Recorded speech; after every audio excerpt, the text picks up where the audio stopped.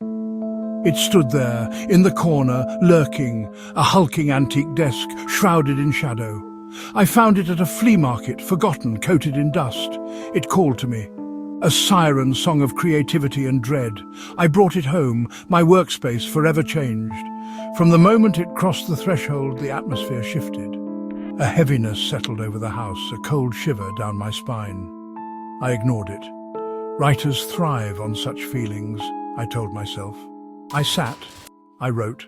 I never felt alone. The words flowed at first. It was as if a dam had broken, releasing a torrent of creativity that I had never experienced before. Each keystroke felt like a revelation, a discovery of a new world that had been hidden within me. The night air was cool, but my mind was on fire, ablaze with ideas and stories that demanded to be told. Stories poured from me, darker, more intense than ever before. They were tales of haunted places, of lost souls and forgotten realms, the kind of stories that made you question the very fabric of reality. I found myself drawn to the macabre, the eerie, the unsettling. It was as if the darkness of the night had seeped into my soul, colouring my words with its inky blackness. The desk seemed to drink my fear, my anxiety, fueling the narratives that spilled onto the page. My editor was ecstatic. He couldn't believe the transformation in my writing. "This is your best work yet," he said, his eyes gleaming with excitement. But I couldn't shake the feeling that something was off, that this newfound inspiration came at a price. "Your best work yet," he said. His words echoed in my mind, a constant reminder of the expectations that now weighed heavily on my shoulders. I smiled, but a chill ran down my spine. What had I tapped into? What force had I unleashed within myself? I smiled, but a chill ran down my spine. The nights grew longer, the shadows deeper. At what cost, this inspiration? Sleep became elusive. Nightmares plagued me. I would wake up in a cold sweat, my heart racing, the images from my dreams lingering in my mind like ghosts. At what cost, this inspiration? Sleep became elusive. Nightmares plagued me. Visions of shadowy figures, whispers of forgotten languages. They haunted my nights, turning my dreams into a twisted landscape of fear and dread. I felt like I was losing my grip on reality, slipping into a world where the line between fiction and reality was blurred. Visions of shadowy figures, whispers of forgotten languages. They seemed to come from the very depths of my subconscious, dredged up by the stories I was writing. My waking hours weren't much better. The feeling of being watched intensified. I would catch glimpses of movement out of the corner of my eye, shadows that seemed to shift and change shape. My waking hours weren't much better. The feeling of being watched intensified. It was as if the characters from my stories had come to life, stepping out of the pages and into my world. I couldn't escape them, no matter where I went.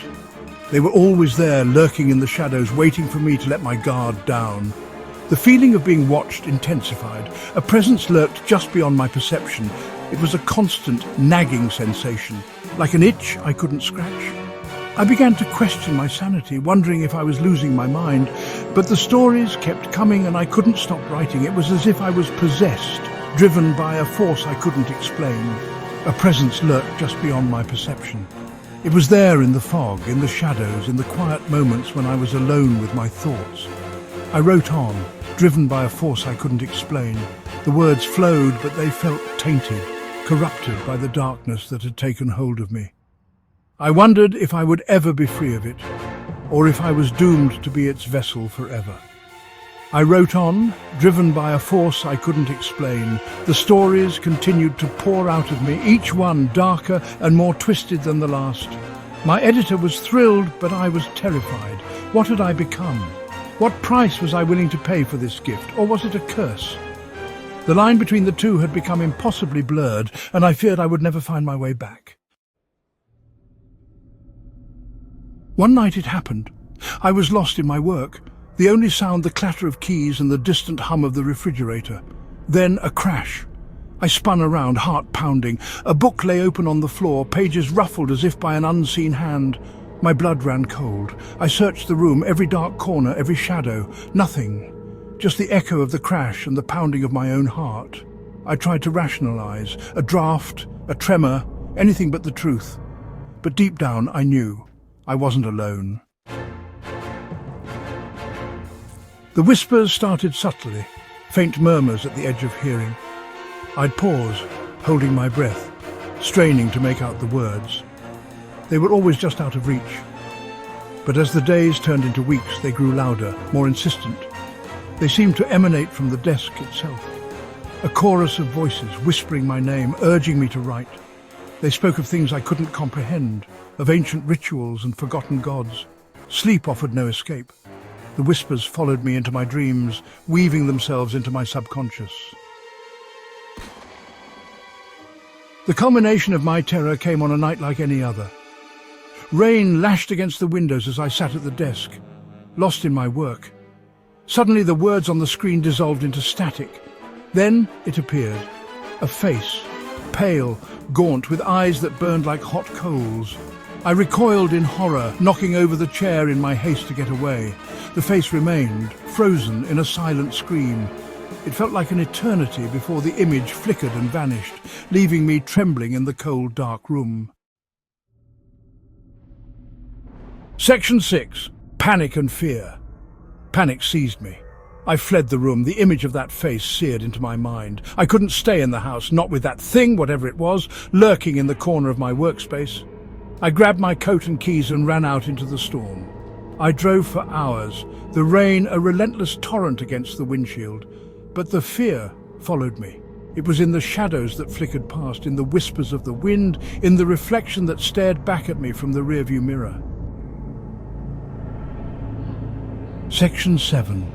Seeking answers. I ended up at my friend's doorstep, soaked to the bone and trembling with fear.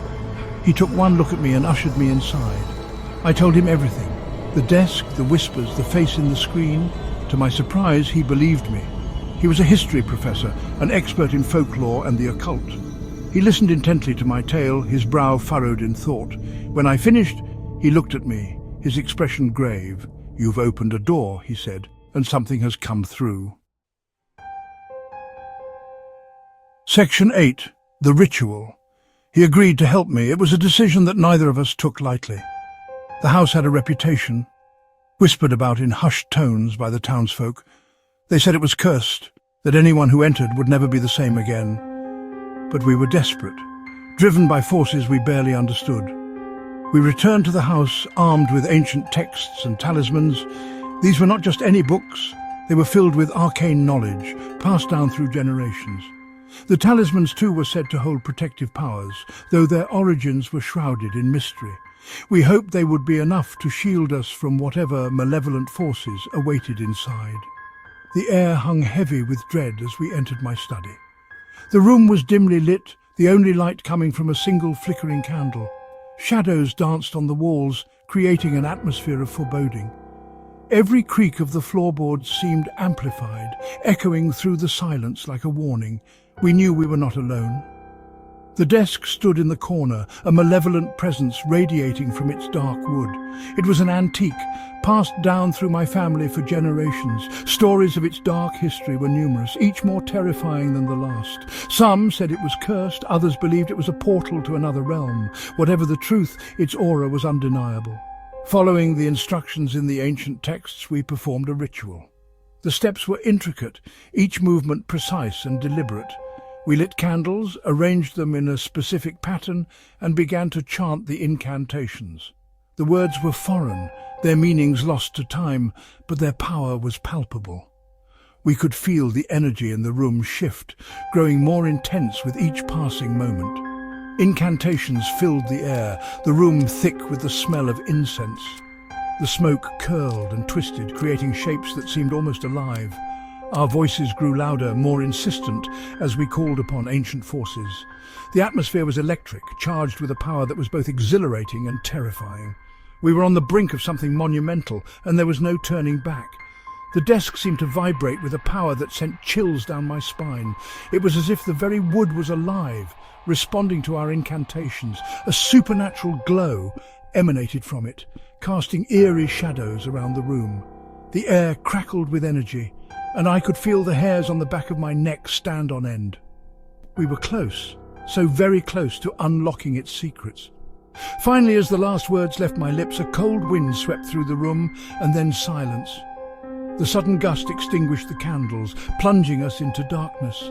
For a moment we stood there holding our breath, waiting for something to happen. The silence was deafening, filled with the weight of anticipation.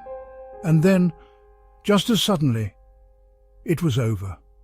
The room returned to its normal state, but we knew that something had changed. The ritual was complete, and we had crossed a threshold from which there was no return. Section 9. A lingering presence. The desk remained, but the oppressive feeling, the whispers, the face, they were gone. It was as if the very essence of the entity had been absorbed into the wood, leaving behind a haunting silence. The air around the desk felt heavy, as though it carried the weight of countless untold stories and secrets. Each time I approached it, I could almost hear the faint echoes of the past, a reminder of the night that changed everything. My friend warned me that the entity might still be out there waiting. He had always been sensitive to the supernatural, and his words carried a weight that I couldn't ignore. He spoke of ancient spirits and restless souls, of energies that linger long after their physical forms have vanished. His eyes, usually so full of life, were clouded with concern as he recounted tales of those who had encountered similar entities and were never the same again. He told me to be careful, to never let my guard down. His voice was a mix of urgency and fear, a stark contrast to the serene surroundings of the park where we stood. He emphasized the importance of vigilance, of being aware of the subtle signs that might indicate the presence of the entity. It's not just about seeing, he said, it's about feeling, sensing the shifts in the atmosphere, the changes in the energy around you. I haven't written a word since that night.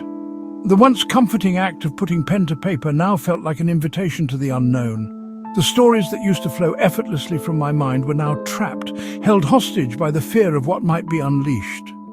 The desk, once a symbol of creativity and inspiration, had become a monument to my paralysis, a constant reminder of the darkness that lurks just beyond our perception. The desk sits in the corner, a constant reminder of the darkness that lurks just beyond our perception.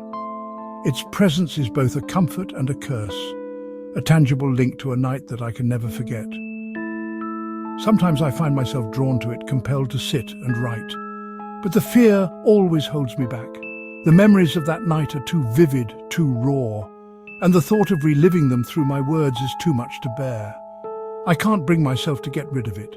It's a part of me now, a chilling reminder of the night I stared into the abyss, and the abyss stared back. The desk is more than just a piece of furniture. It's a symbol of my encounter with the unknown, a testament to the fragility of the boundary between our world and the next. Each time I look at it, I'm reminded of the thin veil that separates us from the mysteries that lie beyond, and the ever-present possibility that the entity might return. The garden, once a place of solace and peace, now feels like a battleground. The shadows seem longer, the nights darker, and the silence more profound. Every rustle of leaves, every whisper of the wind feels like a message, a warning. The desk, sitting quietly in its corner, is a stark contrast to the vibrant life around it. It's as if the very essence of the entity has seeped into the wood, leaving behind an indelible mark. I often wonder if the entity is still out there, watching, waiting for the right moment to return. The thought sends shivers down my spine, but it also fuels a strange sense of curiosity. What was it? Why did it choose me? These questions haunt me, driving me to seek answers in the most unlikely places. But no matter how much I search, the truth remains elusive, hidden in the shadows of that fateful night. The desk, with its weathered surface and silent presence, holds the key to a mystery that I may never fully understand. It's a constant reminder of the fragility of our reality, of the thin line that separates us from the unknown. And as much as I fear it, I can't help but feel a strange sense of connection to it. It's a part of my story now, a chapter that will forever remain unwritten yet always present in the back of my mind. It's a part of me now, a chilling reminder of the night I stared into the abyss and the abyss stared back. The desk is more than just a piece of furniture. It's a symbol of my encounter with the unknown, a testament to the fragility of the boundary between our world and the next. Each time I look at it, I'm reminded of the thin veil that separates us from the mysteries that lie beyond, and the ever-present possibility that the entity might return. And so I live with the desk, a silent witness to a night that changed everything. It stands as a testament to the unknown, a reminder that some mysteries are better left unsolved. But even as I try to move on, the lingering presence of that night remains. A shadow that follows me, a story that will never be fully told.